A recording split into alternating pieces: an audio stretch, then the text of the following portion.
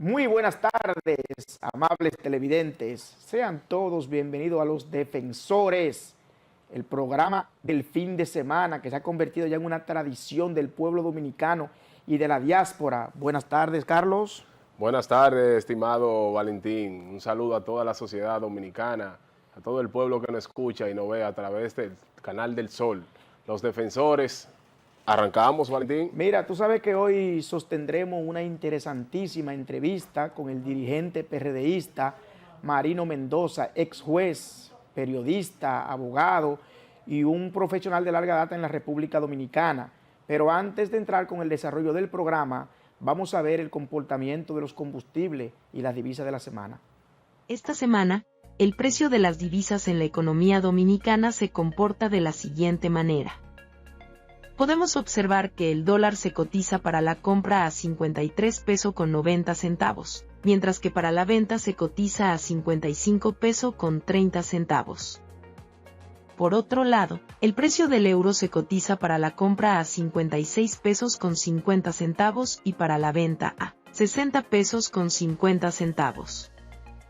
En cuanto a los combustibles, según el informe del Ministerio de Industria y Comercio, algunos de ellos no experimentaron variación en sus precios. Sin embargo, el Aptur se cotiza a 172 pesos con 11 centavos, experimentando una baja de 2 pesos con 61 centavos. El querosén se cotiza a 291 pesos con 10 centavos, experimentando una baja de 10 pesos. El fuel oil se cotiza a 171 pesos con 61 centavos, experimentando una baja de 5 pesos. El gas natural se cotiza a 43 pesos con 97 centavos, experimentando un aumento de 5 pesos. Y luego de ver el comportamiento de los combustibles y las divisas de la semana, pues vamos a la primera pausa comercial del programa.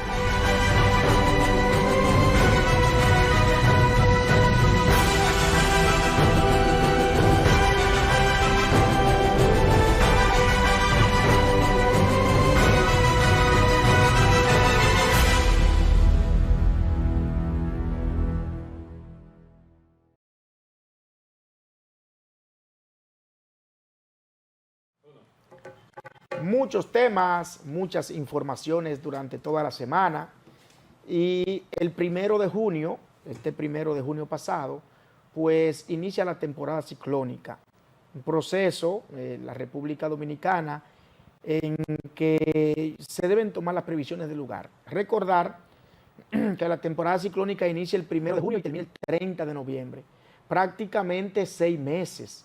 Y los pronósticos son que en estos 6 meses pues se prevé que tengamos entre 12 y 17 tormentas. Eso es sin dejar de mencionar los huracanes que puedan surgir, los ciclones que puedan surgir, que puedan realmente afectarnos como país, afectarnos como sociedad. Y yo creo que es el momento propicio para llamar a la planificación, a que los organismos de socorro, Carlos, el COE, todo lo que tiene que ver con meteorología, pues haga las planificaciones del lugar y no tengamos tanto sobresalto como el que tenemos en República Dominicana todos los años.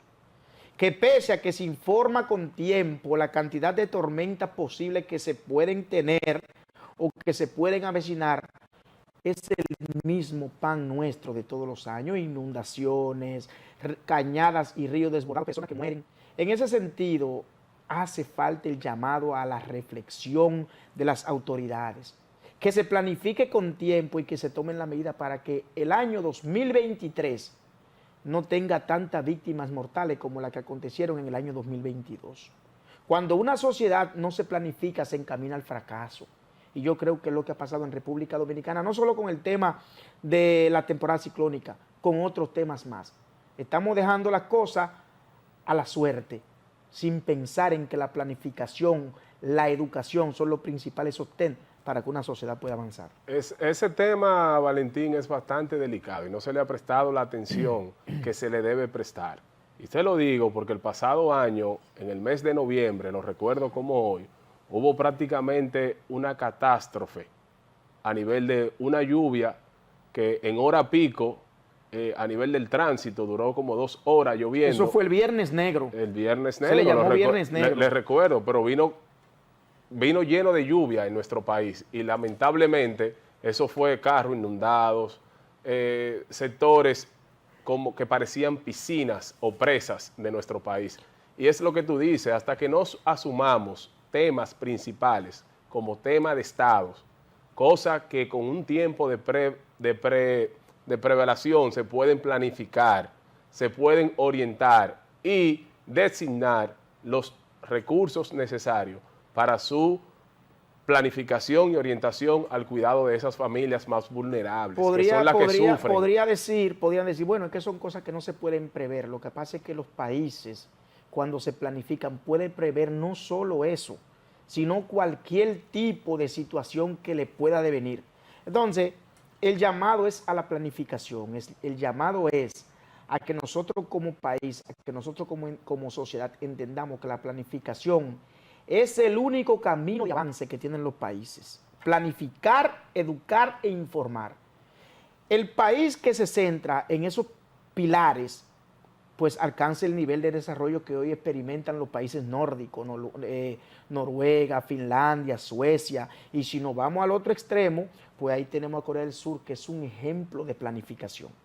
En otros temas, Carlos, lamentable lo que aconteció en Atomayor en esta semana. Wow, sí, es increíble. Una patana con un joven chofer de 24 años impactó un bus escolar donde lamentablemente fallecieron 2 adolescentes con toda una vida por delante, dirigiéndose a un centro de estudio. Y hay muchos temas ahí que nos llaman o nos hacen llamar la atención.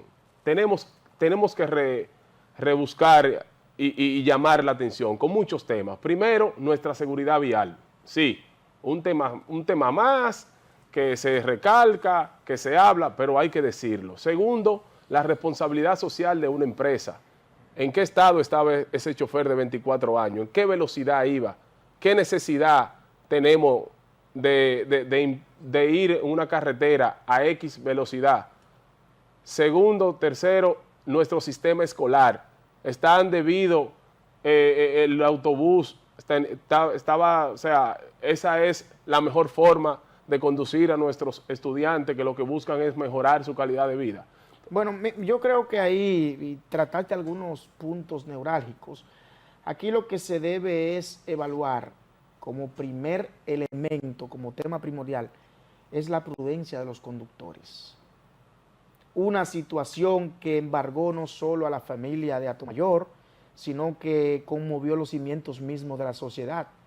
Porque un padre se levanta a las 5 de la mañana a preparar a su niño para que vaya a la escuela, y lo menos que puede uno imaginarse como padre, como tutor, como primo, como tío de una víctima mortal, es que 1 hora después, 45 minutos después, a usted lo van a llamar que su niño, que su niña acaba de perder la vida en un accidente, sencillamente porque un conductor irresponsable, porque un conductor, diría yo, que no cumple con los requisitos, que no cumple con los parámetros para manejar un vehículo como ese, pues causó una desgracia que ha enlutado a todas las familias dominicanas. Y si hoy la República Dominicana ocupa lugares cimeros en temas de accidentes de tránsito, que no dejamos de figurar dentro de los primeros países latinoamericanos con la tasa más alta de accidentes de tránsito, es realmente por cosas como esa.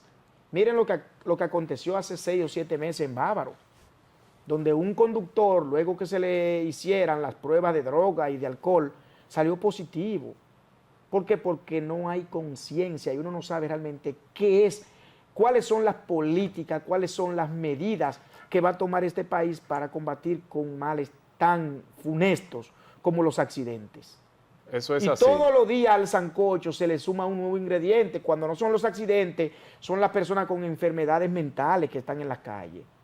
Pues la delincuencia rampante que no deja a la ciudadanía vivir, y cuando usted mira para los lados, usted dice, ¿qué estamos haciendo como sociedad? ¿Qué estamos haciendo como país? Sencillamente nos hemos dejado imbuir en un proceso politiquero de nunca acabar, y entendemos que lo más importante es la política y no realmente atender al país y crear las condiciones para vivir en una sociedad justa y equitativa. Entonces, esas son de las interrogantes que le dejamos a ustedes para que ustedes las sopesen. Y dejemos de lado cosas tan triviales que no merecen la atención, y la sociedad se ha enfocado mucho en eso.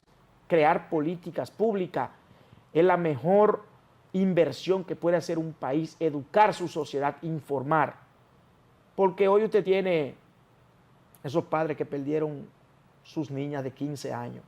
Y ahorita, dentro de un año y 6 meses, 2 años, ese chofer anda como si nada por ahí porque la justicia, porque el código procesal penal, el código penal no está lo suficientemente resguardado para darle una condena justa a una persona que le arrebató la vida a 2 niñas, a 2 infantes de 15 años, sencillamente por un proceso de imprudencia y de emotividad que no pudo controlar en ese momento con el tema de la velocidad.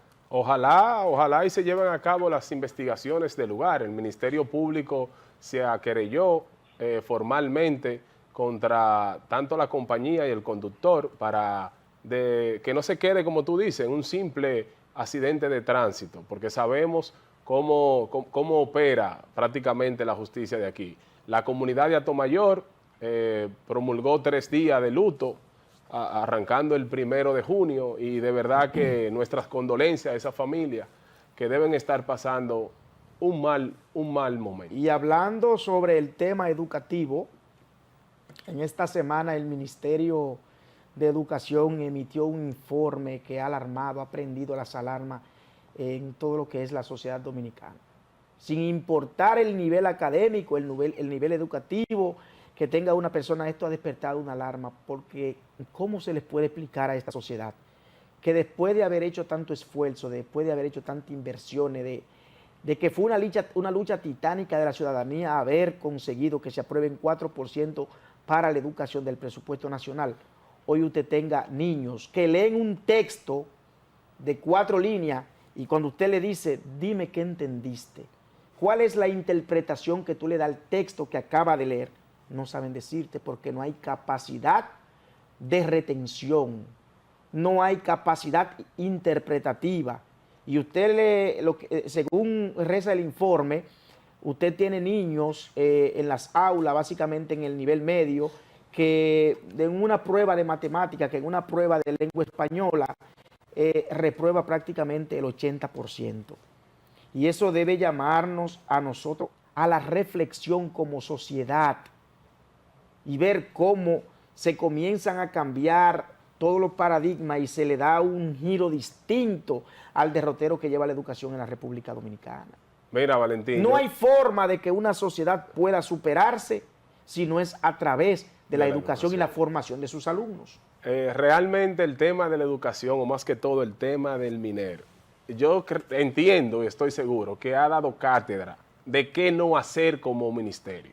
¿Y por qué digo esto? Si tú te vas a cualquier tema del MINER que se ha visto involucrado en esta gestión, no estoy hablando del gobierno pasado, no, en esta gestión, en los 3 años, no hay una acción que arroje una luz positiva.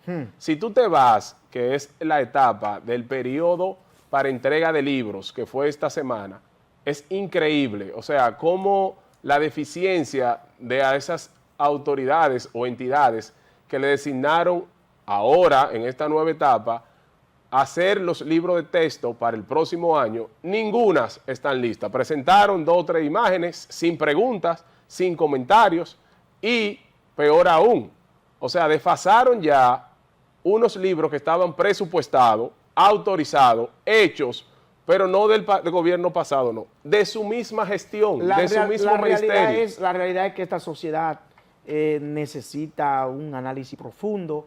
Creo que se nos ha perdido la capacidad de asombro, de verdad que sí. Porque tenemos muchos retos, tenemos muchas preguntas y muchas interrogantes que respondernos como sociedad. Vamos a la pausa y luego pues tenemos ya aquí nuestro invitado. Marino Mendoza, alto dirigente PRDista, con quien conversaremos sobre diversos temas. Vamos a la pausa y retornamos en breve.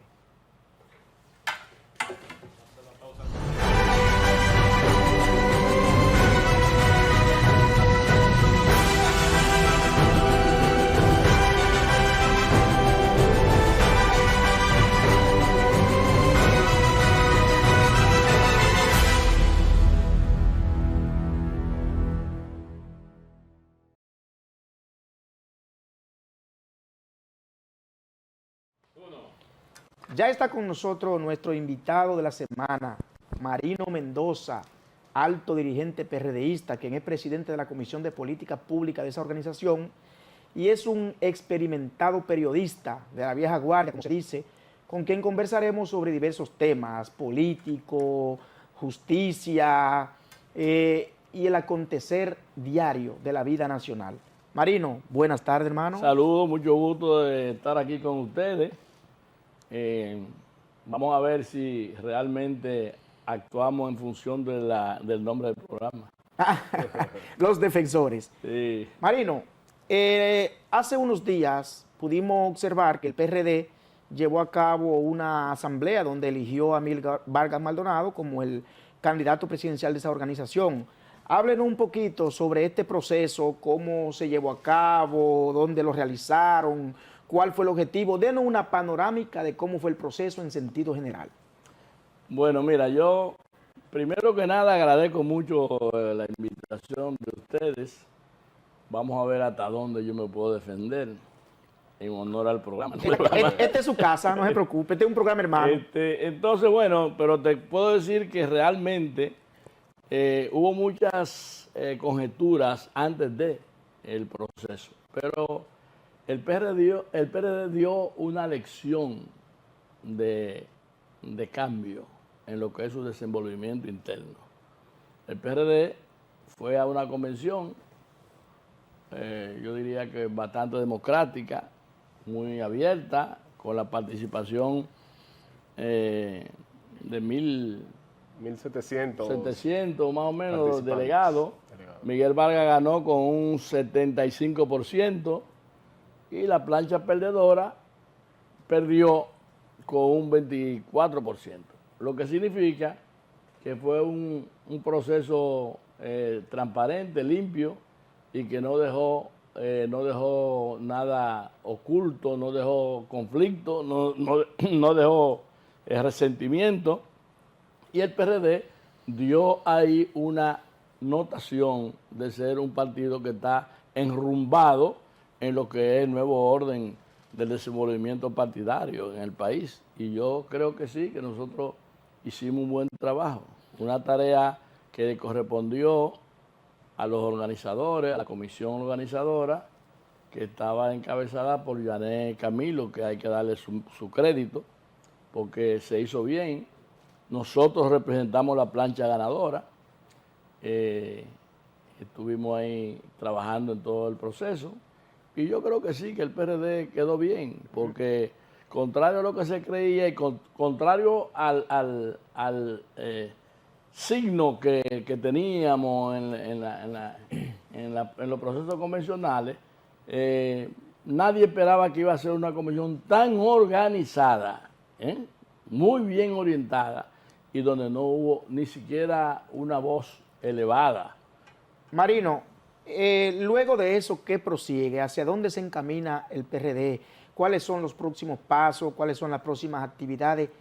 ¿En qué está inmerso el partido después de este proceso? Bueno, al PRD le corresponde seguir adentrándose en el trabajo organizativo, tratando de crecer.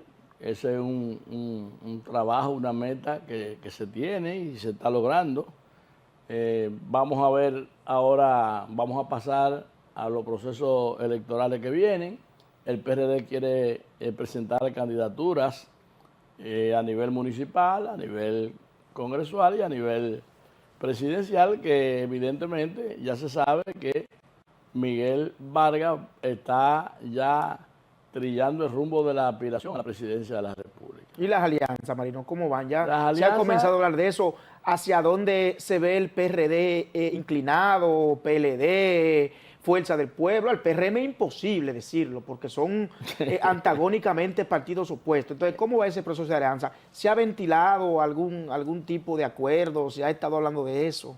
Sí, se está trabajando y se están haciendo reuniones para avanzar en ese proceso.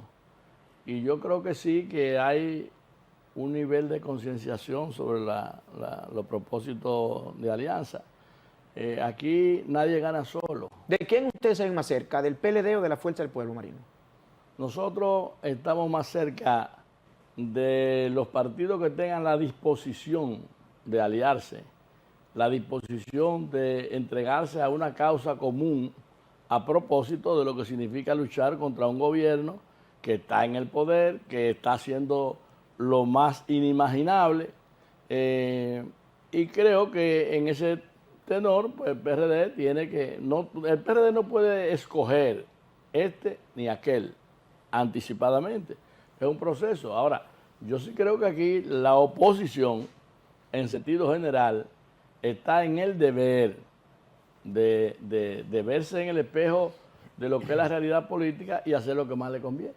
Entonces aquí tenemos a 2 o 3 partidos.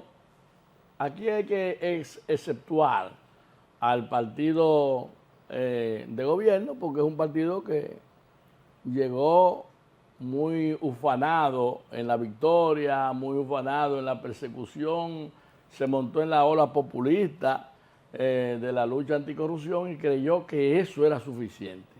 Y ocurre que no ha sido así. Pero el PRD va a dar los pasos que correspondan en el momento, y yo creo que sí, que hay un escenario abierto, que los partidos tienen que asumir su responsabilidad política para esta coyuntura que viene. ¿Cómo tú evalúas, Marino, estos 3 años de gestión del PRM en cuanto al cumplimiento de sus promesas hacia la ciudadanía? Si te tocase establecer una escala del 1 al 10, ¿qué puntaje le diera y cuáles son las razones de esa evaluación que tú, como un conocedor de los temas políticos, sociales y económicos, daría? Bueno, yo te voy a decir una cosa. Este gobierno se ha evidenciado por ser un gobierno de mucho discurso, de muchas enunciaciones y de pocas ejecutorias. Este gobierno tiene 3 años, ¿verdad? Está arribando ya al punto de los 3 años. Y usted mire, lo pueden hacer un ejercicio, miren los 4 puntos cardinales del país y enséñeme una obra de trascendencia nacional que este gobierno haya hecho en 3 años. Dígame cuál obra se destaca en el sur, qué obra se destaca en el norte, qué obra se destaca en el Distrito Nacional, cuáles son las obras que se están desarrollando. Y cuando a mí me dicen algunos amigos, me dicen, bueno, pero es que a ustedes no le encuentran logros. No, este es un gobierno de mucho fracaso. Este es un gobierno que llegó, que creó unas expectativas. Entonces, ¿qué es lo que pasa con los gobiernos que llegan como el del presidente Luis Abinader? Que generan muchas expectativas. Y a mayor expectativa, más rápido es el desmoronamiento, porque cuando no hacen nada, pasa un año y no hacen nada y la gente no ve nada, bueno, dice, bueno, viene la caída estrepitosa. Aquí se ha estado manejando mucho el tema de las encuestas y la popularidad del presidente Abinader. Y yo puedo decirte que nosotros trabajamos con investigaciones de mercado para tareas, para saber dónde tenemos que afincar más el pie. Y entonces nosotros vemos, no, que tiene tanto, que tiene 50, eso es mentira. Y ya la era de hablar mentira en la política, esa era pasó. Y eso hay que decirlo. Por eso yo cuando vi hoy o ayer a un dirigente político que actuó con la verdad. Y él decía, bueno, pero es que aquí nadie gana solo. Marino, es verdad. Marino, ¿cuáles son los números que ustedes manejan desde el PRD? Pero esa pregunta nos la va a responder luego de la pausa. Vamos al corte y regresamos.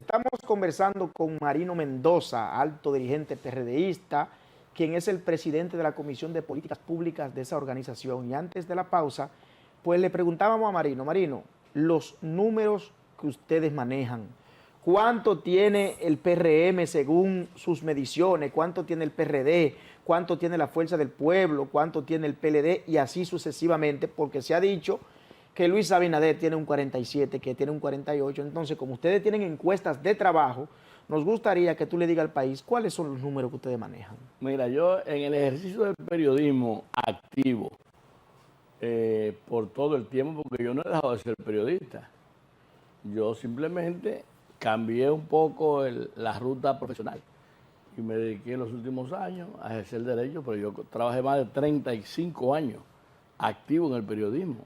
Y no me voy a poner a enumerar las funciones que desempeñé en los medios porque no vale la pena, además no se nos irían los minutos enumerando. Pero yo te voy a decir, yo nunca me caractericé por hablar mentiras. Como periodista, yo fui un comunicador, un periodista muy responsable en mi criterio. Duré 15 años con una columna en el periódico Última Hora. Y he tenido una vida pública harto sabida. Ahora bien, en política yo no hablo mentiras, ni voy a involucrarme en el ejercicio de politiquería, que mucha gente entiende que hay que hablar mentiras. No, eso era en otros tiempos. Ya aquí hay que hablar de la verdad a la gente porque no hay forma de tú ocultar la verdad. Te sale. Ya cuando aquí habían 6 periódicos y 4 estaciones de radio, bueno, tú decías, bueno, no, vamos a aguantar a mantener esta información, no vamos a dar estos detalles. Y tú tenías la posibilidad de manejar el control de esa opinión o de esa información. Pero ahora no. Ahora hay millones de gente, de medios de comunicación. Cada quien tiene un celular, tiene un medio de comunicación y es su propio director, su propio medio. Y aunque eso ha tenido sus altas y bajas, evidentemente que eso ha venido a democratizar, a ampliar el concepto del ejercicio de la política. Ya los políticos no pueden hablar mentiras. Eso es así. Eso es la verdad, no pueden hablar mentiras. Y cuando tú ves a un político hablando mentiras, bueno, espera los minutos que le va a salir. Los números, Pero no ha dicho los números. No, a los números voy. Yo no te voy a hablar de números específicos, pero sí te puedo decir que hablar de que Luis Abinader tiene 50, 48, 47, 40, no, eso no es verdad. Y nosotros no podemos seguir envolviendo en la mentira a la población porque de ahí que vienen las frustraciones de la política y de los políticos y de los partidos, porque le han hablado tanta mentira a la población y la gente está ya cansada de la mentira. Entonces, Luis Abinader es un hombre que está oscilando entre 43 y 40 y sube a 44 a veces y se mide. Pero Luis Abinader no anda ni cerca. Están en la bocina que él tiene, los medios que él controla. Aquí hay muchos medios que están bajo el control del gobierno. No todos tenemos la libertad o tienen la libertad para decir con criterio claro cuál es la realidad, porque le quitan el anuncio, porque lo llaman a la atención. Entonces, bueno, pero ese no es el caso de todo el mundo. Entonces, aquí hay que decir la verdad.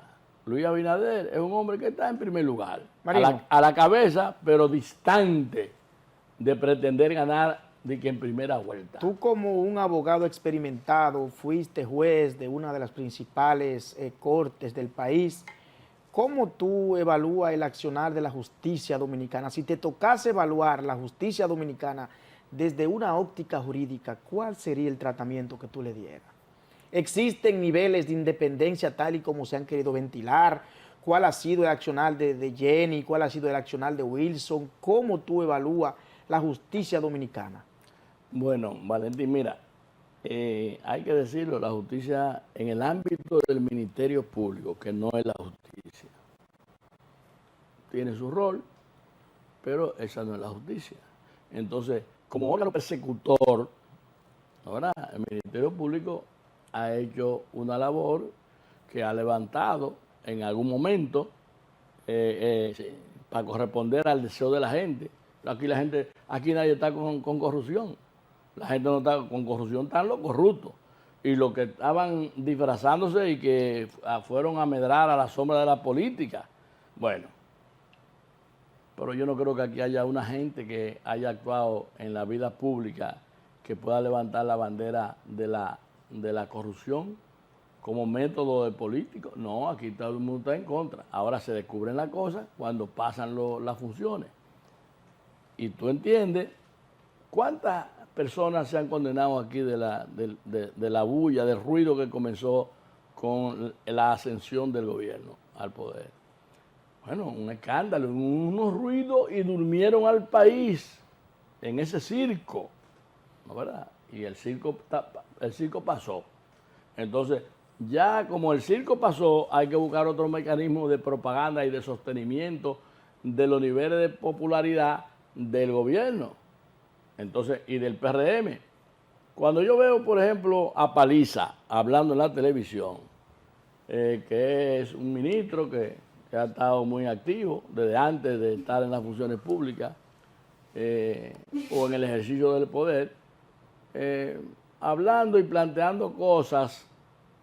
Ayer hablaba él, creo que del tema de la economía y del crecimiento de la economía. Sí, de la economía, y también hablaba de del trabajo que van a hacer en la geografía del país para incrementar la foresta, para atacar la disminución de la naturaleza que ha sido cercenada en los últimos años. Y yo lo vi, y cuando lo veía él hablando de eso, veía una información de Santiago, que hay una queja porque Río Yaque lo están depredando, por ejemplo. Sí. Entonces, y eso es todos los días, Entonces yo digo, tiene que corresponder con la verdad el discurso de un político. Porque a la larga... Desde tu óptica, el presidente Abinader y gran parte de su ministro, lo que están es mintiéndole al país. ¿Se puede decir eso? Sí, esto es un gobierno de mentiras. Sí, este gobierno ha venido hablando mentiras desde que llegó.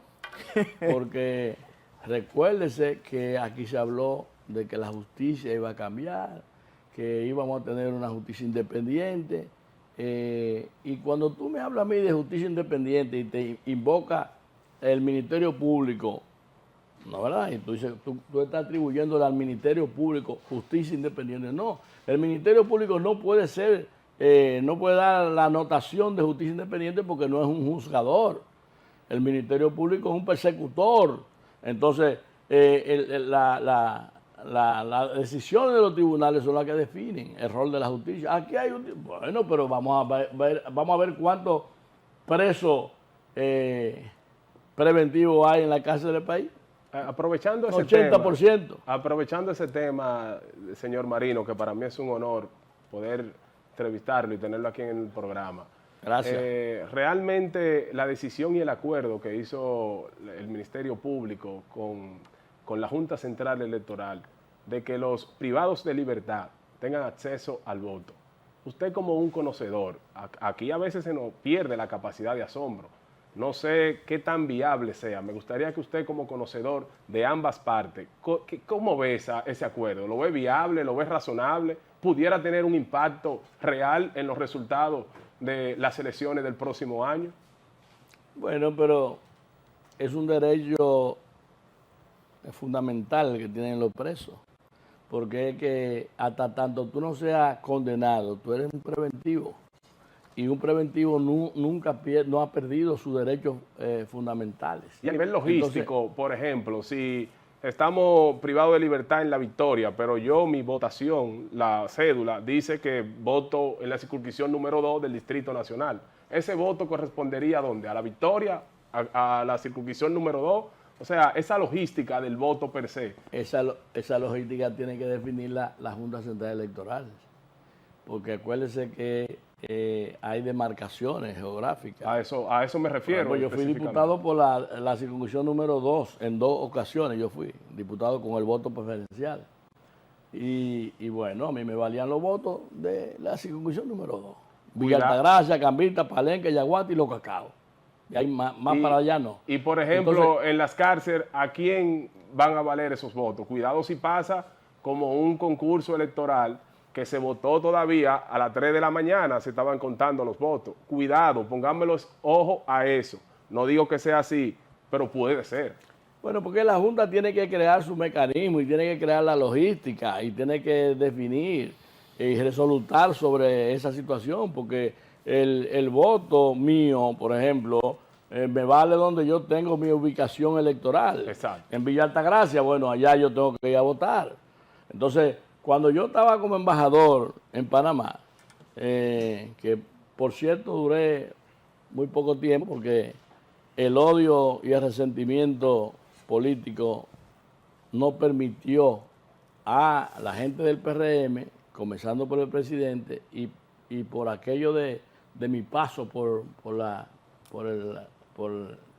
el Tribunal Superior Electoral, no perdonaron que uno fue auténtico Marino, en el ejercicio de la función. Marino, con usted podríamos durar 2 horas hablando sobre diversos temas político, económico, social, pero usted sabe que en televisión el tiempo es fatal.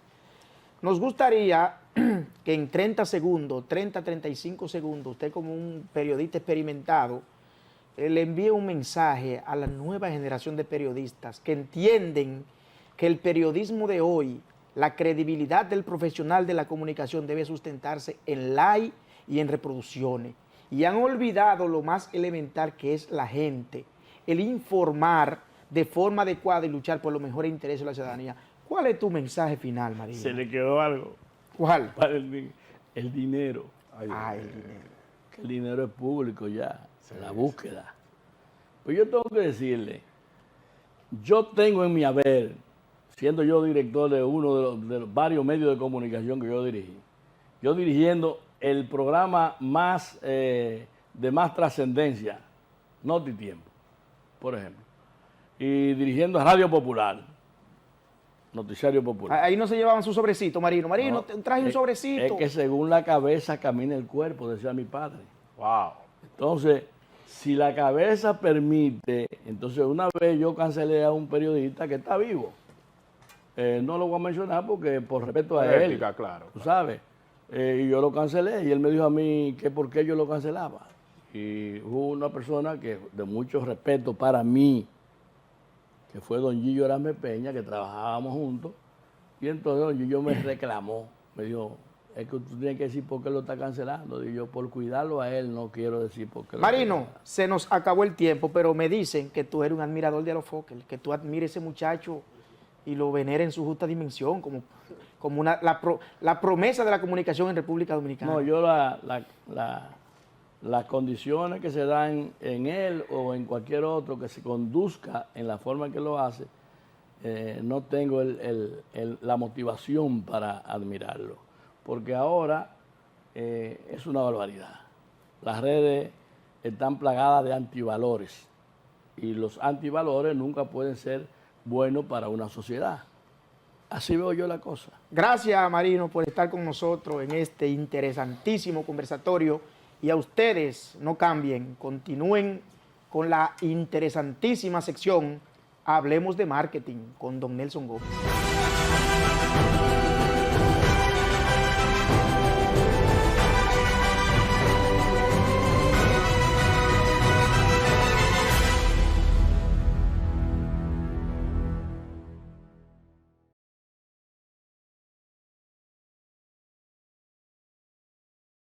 Saludos amables televidentes, estamos nueva vez aquí hablando de mercadeo político.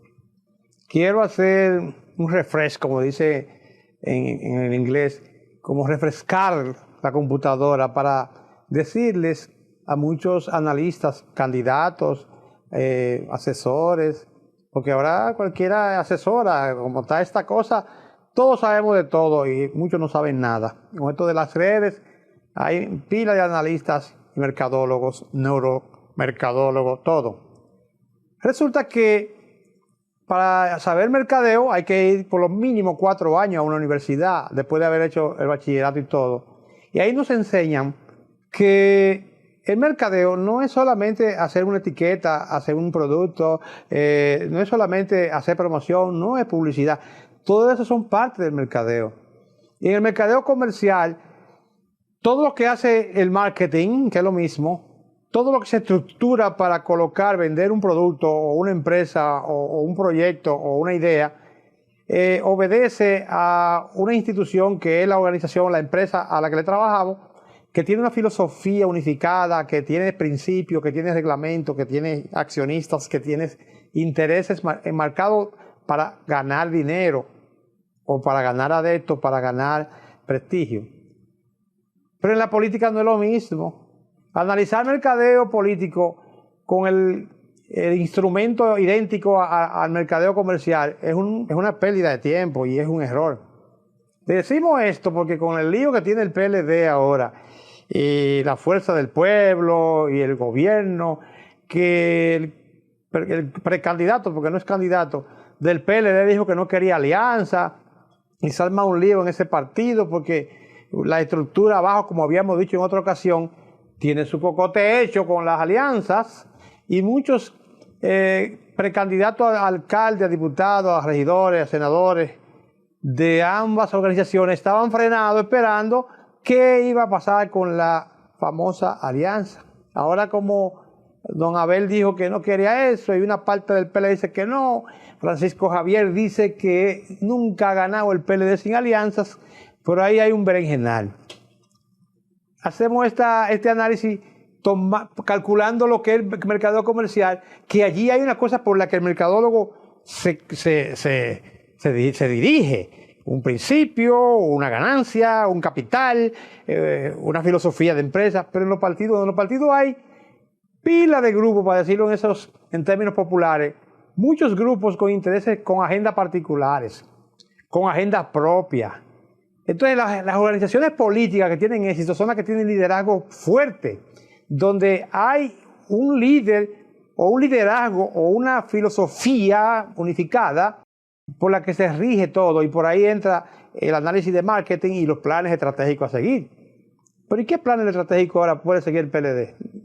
Ninguno, porque hay muchas especulaciones. Por ejemplo, una de las teorías, porque hay muchas teorías e hipótesis, es la siguiente, y es que hay parte del PLD que mejor prefiere que gane Abinader de nuevo, negociar que lo dejen tranquilo, que no lo metan preso, ni que le averigüen más lío de antes, a cambio de que se queden ahí, para ellos después recomponerse y volver en el 28 a recuperar el espacio perdido. Pero es una hipótesis jugando al futuro que no existe, porque el futuro no existe, el futuro es un pensamiento. Hay otros que tienen intereses, que son la mayoría, en que deben repetir sus alcaldías, repetir sus regidurías, repetir sus senadurías, repetir su diputación, y con ese balde de agua fría que le han tirado al tema de la alianza, se han quedado, ¿y ahora qué yo hago? Por tanto, como decíamos en otras exponencias, es muy probable que haya una revolución de sargentos dentro de ese partido morado y que parte de la cúpula sea barrida por esa corriente. Porque si usted ya tenía un dinero gastado para ser alcalde o una gestión brillante y después le dicen que usted o tiene que venderse al PRM o perder como alcalde que es o aspirante, o aliarse a la fuerza del pueblo, usted lo va a pensar muy bien, Por tanto, ya ustedes vieron que se fue el de Moca, dice que es independiente, pero dice que para el PRM, y bien ido, como dicen, porque va cómodo. Y muchos están en la fila esperando que lo llame el gobierno. Otros están haciendo ojo bonito a Leonel y a la fuerza del pueblo porque saben que con ellos pueden repetir o pueden ganar. Así es la situación. Por eso no podemos pensar que con una formulita de marketing comercial o marketing tradicional vamos a resolver un problema tan complejo como los líos que se están armando en los partidos políticos. Porque así mismo como el PLD se le arma un lío a su estructura, en la fuerza del pueblo hay una recomposición también de estrategia y van a buscar los mecanismos más ideales para lograr tener un papel estelar en las elecciones de febrero, que son antes de mayo. De lo cual debo decirle a los que están prediciendo cosas futuras, inconclusas y poco profesionales, que no es verdad, como dicen, que el que pierde en febrero o gana en febrero, gana o pierde en mayo. Eso no es verdad, porque en el 2002 Hipólito arrasó con todo y le dejó al PLD un solo senador, a Chepa, y después en el 4 lo barrieron, pero bien barrido, porque hay demasiados acontecimientos que ocurren en la política y la gente sabe hacer elección municipales, elección congresionales, y ya sabe separar y dividir entre lo que es los intereses particulares de una ciudad, los intereses particulares de sus amigos, de sus aliados, con relación al interés nacional de la situación de crisis, de la situación de desorden, de la situación del país. No es lo mismo. La gente vota por funcionarios y gobierno diferente a como vota por alcaldes. Así que tendremos mucho material para analizar el marketing y le aconsejamos a los precandidatos de todos los partidos, de la oposición fundamentalmente, porque lo del gobierno están en las calles todos los días con los recursos del Estado, que independientemente de lo que hagan su partido, no dejen sus calles y no dejen de promoverse, no dejen de darse a conocer y hagan sus propios planes de marketing, porque si no lo conocen, no lo van a comprar, es decir, no van a votar por ustedes. La semana que viene probablemente vengamos con algunos numeritos, porque se está midiendo ahora mismo todo el mundo para ver cómo enfrentan el berenjenal que se ha armado con estas declaraciones del liderazgo político nacional de oposición. Hasta la próxima y nos vemos por este mismo canal, si Dios quiere.